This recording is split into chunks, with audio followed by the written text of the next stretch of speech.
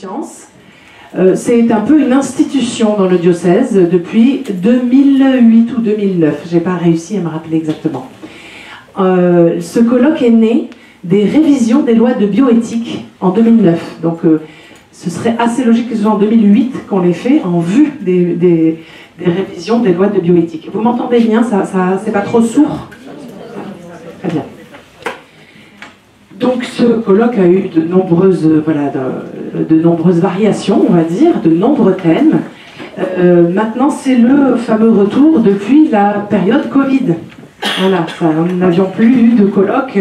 L'année dernière, nous aurions dû tenir ce colloque et nous avons été obligés de l'annuler et le reporter cette année, voilà, pour pouvoir, à cause du Covid en particulier. Alors, cette année, ce colloque a été organisé par la pastorale de la santé en lien avec Santé Catho, qui est le groupe, le mouvement, comment vous appelez ça, l'aumônerie, le groupe de réflexion des médecins et soignants catholiques. Voilà.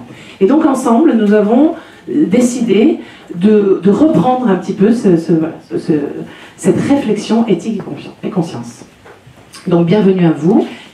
Alors, pour introduire l'introduction de ce colloque, je souhaiterais vous lire un passage du message du pape François cette année à l'occasion de la 23e journée mondiale des malades. Vous savez que chaque année, le 11 février, nous célébrons la journée mondiale des malades à l'occasion de la fête de Notre-Dame de Lourdes. Et à cette occasion, le pape François nous dit « Nous craignons la vulnérabilité, et la culture envahissante du marché nous pousse à la nier. Il n'y a pas de place pour la fragilité. Et ainsi, le mal, quand il fait irruption et nous assaille, nous laisse à terre, assommés. Il peut alors arriver que les autres nous abandonnent ou qu'il nous semble devoir les abandonner pour ne pas être un poids pour eux. Nous sommes tous fragiles et vulnérables, nous avons tous besoin de cette attention remplie de compassion qui sait s'arrêter, s'approcher, soigner et soulager. La condition des malades est donc un appel qui interrompt l'indifférence et freine les pas de ceux qui avancent comme s'ils n'avaient ni frères ni sœurs. Je dis cette dernière phrase, la condition des malades est donc un appel qui interrompt l'indifférence et freine les pas de ceux qui avancent comme s'ils n'avaient ni frères ni sœurs. Alors ici, présents, beaucoup d'entre vous sont déjà engagés auprès des personnes en fragilité, des personnes malades, et donc ont appris à freiner leurs pas pour porter leur attention sur leurs frères et sœurs en fragilité. Et d'autres ici, tous ceux qui ne sont pas encore engagés dans la pastorale de la santé, le fait même de votre présence prouve à quel point cette question nous interroge. Alors le propos de notre colloque aujourd'hui, liberté, autonomie, jusqu'où? Pour une prise en compte de la dignité de la personne dans le soin. Pour une prise en compte de la dignité de la personne dans le soin. Ce colloque devrait nous permettre de mettre en perspective un certain nombre de notions si chères à notre société et à nos contemporains. Et pour introduire ce propos, penchons-nous sur quelques définitions. En ce qui concerne le mot liberté, le Larousse l'a défini comme l'état de quelqu'un qui n'est pas soumis à un maître. Le Robert, quant à lui, l'a défini comme la possibilité, le pouvoir d'agir sans contrainte et lui donne un synonyme, autonomie. Il ajoute ensuite, donc le Robert toujours, que la liberté est la situation d'une personne qui n'est pas sous la dépendance de quelqu'un, qui n'est pas enfermée. En philosophie, une définition possible de la liberté serait de pouvoir choisir de faire ou de ne pas faire quelque chose avec raison. Et la liberté ne résiderait pas tant dans ce que l'on fait, mais plutôt dans la manière dont on le fait. Autonomie. Le Larousse définit l'autonomie comme la capacité de quelqu'un à être autonome, bien sûr, qui a une certaine indépendance, qui est capable d'agir sans avoir recours à autrui, et n'est pas dépendant d'autrui. L'OMS a son mot à dire sur l'autonomie, et elle dit « Être indépendant et capable de prendre ses propres décisions ». J'ai même trouvé une définition infirmière à l'autonomie. La capacité et ou le droit d'une personne à choisir elle-même les règles de sa conduite, l'orientation de ses actes et les risques qu'elle est prête à courir. La capacité d'agir avec réflexion en toute liberté de choix. Mais, dit cette définition, l'autonomie peut être également simplement physique. En médecine, le terme autonomie désigne deux notions. La première a trait aux droits des patients et à la liberté de choix dont le patient jouit, telle qu'elle est exprimée notamment dans la charte du patient hospitalisé. La seconde est la capacité pour un individu d'assumer les actes de la vie quotidienne. Enfin, en philosophie, nous découvrons l'ajout d'une notion supplémentaire. Écoutez bien, être autonome implique une relation interdépendante à autrui et suppose une parfaite connaissance de soi. Alors, malgré quelques subtilités, il semblerait que ces deux mots décrivent à quelque chose près la même réalité, celle de pouvoir compter sur ses propres capacités pour mener sa vie et faire ses choix. Ce qui, nous en conviendront, est quand même ce à quoi tout le monde aspire. Donc, dans le cadre de notre colloque, vont se poser un certain nombre de questions, pêle-mêle.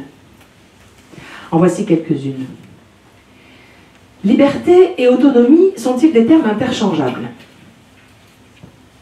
Existe-t-il des limites à l'autonomie? Ou du moins, l'autonomie à tout prix est-elle souhaitable? La dignité de la personne serait-elle conditionnée à son degré d'autonomie? L'homme doit-il être libre pour être digne? L'homme doit-il être autonome pour être heureux? Voici quelques interrogations philosophiques qui non exhaustives, il y en a beaucoup d'autres, qui pourraient nous habiter durant l'intervention de notre premier intervenant, que nous aurons sur notre écran un peu plus tard, et qui est donc le philosophe Jacques Ricot. Et dans le soin, qu'en est-il? Que signifie être autonome? Lorsque nous nous trouvons au fond de notre lit d'hôpital, que nous dépendons des aides-soignantes pour le moindre geste, des infirmières pour le moindre soin, des médecins pour le moindre acte médical, sommes-nous toujours libres et autonomes? Notre dignité est-elle toujours prise en compte? Et lorsqu'il s'agit de prendre des décisions pour nous-mêmes au cœur même de notre immense fragilité, sommes-nous parfaitement autonomes? Dans les situations de fin de vie, comment oser parler de liberté et d'autonomie? Et dans les services de pédiatrie, quelle autonomie pour le patient? Voici les questions auxquelles nous tenterons de répondre avec le docteur Jean-Pierre Bénézèche, spécialiste des soins palliatifs, ainsi que le professeur Michel Voisin, pédiatre. Nous prendrons aussi le temps de nous interroger en plongeant au cœur de deux histoires singulières. Deux cas pratiques et éthiques, l'un médical, avec le professeur Pierre-François Périgaud, médecin réanimateur à Guicholiac et président du comité d'éthique du CHU, et l'autre pastoral, avec l'équipe des aumôniers du CHU de Montpellier. Enfin, en fin de journée, nous tâcherons de découvrir avec l'aide de Monseigneur Pierre-Marie Carré ce que nous enseigne la Bible sur les notions de liberté et d'autonomie. En quoi ces notions sont ou non participantes de notre dignité. Dignité intrinsèque de la personne humaine, créée à l'image de Dieu. Les notions de liberté et d'autonomie existent-elles dans la Bible? Si oui, sous quel angle sont-elles abordées? Et que nous enseigne-t-elle sur l'existence? La vie telle que Dieu l'a voulu?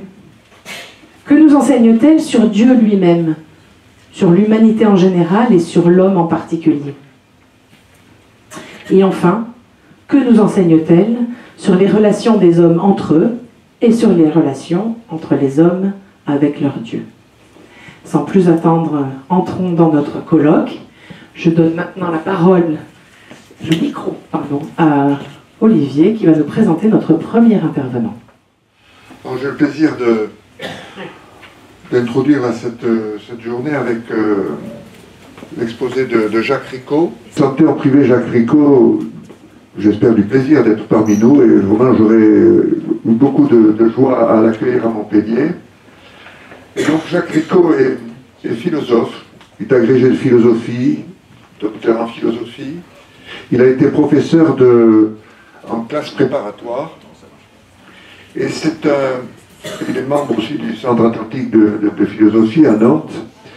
Et c'est un des rares philosophes à se colter avec la complexité des situations que rencontre le monde soignant dans les situations de soins, l'évolution qui se confrontent à l'évolution de la médecine. D'ailleurs, ce monde soignant ne se limite pas aux médecins, c'est bien sûr les médecins, les infirmiers, les aides-soignants, les kinésithérapeutes, pourquoi pas aussi les administratifs, le monde de la santé au sens large. Et ça l'a conduit très tôt à aider dans leur réflexion les membres de la Société française d'accompagnement en soins palliatifs pour penser leur métier. C'est d'ailleurs un des pivots des congrès de la SFAP, de la Société française d'accompagnement en soins palliatifs. Alors dans le débat actuel sur la fin de vie, ces réflexions sont vraiment capitales pour nous soignants, parce qu'il traduit les éléments de la complexité des débats auxquels nous sommes affrontés, avec précision, rigueur, mais aussi beaucoup d'humanité, pour nous aider à penser cette relation singulière, ce colloque singulier, on a parlé du colloque singulier, patient, médecin soignant ou soignant médecin, qui est vraiment la caractéristique de notre métier. Ce n'est pas uniquement de la technique, c'est aussi une relation. Je dis souvent que la médecine, c'est un sport de contact. Donc vraiment, je le remercie, malgré les petites alertes qu'il a subies la semaine dernière, d'avoir pris du temps à nous consacrer pour nous aider à réfléchir sur le sens de notre métier. Alors je disais que Jacques Ricot était le pilier des congrès de la faculté, de la SFAP, mais il a écrit aussi beaucoup d'ouvrages sur le sujet.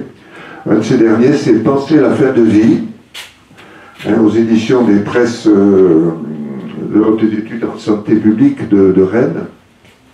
C'est vraiment une bible, une somme sur le soin, sur la réflexion sur le soin. Il a écrit aussi, et dans le débat sur la fin de vie qui a lieu actuellement avec la Convention citoyenne qui se tient, Euthanasie, l'enfer du type. Pourquoi? Alors il n'a pas écrit ce livre, mais il en a écrit la préface. Ce livre est le retour d'expérience de médecins belges qui vivent dans un pays où l'euthanasie a été légalisée il y a une vingtaine d'années. Et vraiment, ça fait réfléchir sur les enjeux d'une évolution de la loi qui pourrait évoluer soit vers le suicide assisté, voire sur l'euthanasie. Donc vraiment, c'est deux éléments, deux ouvrages de fond, et puis aussi d'autres petits ouvrages, le bon usage de la compassion, etc.